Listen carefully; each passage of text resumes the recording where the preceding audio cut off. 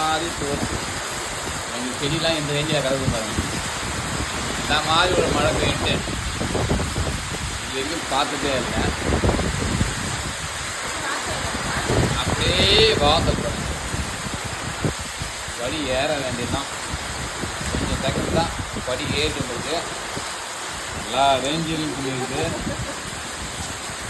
இந்த வீட்டு உள்ள ஃபுல்லாகவே தண்ணி வந்துச்சு. இந்த கதவு எல்லாம் ஃபுல்லாக தண்ணி வந்துச்சு.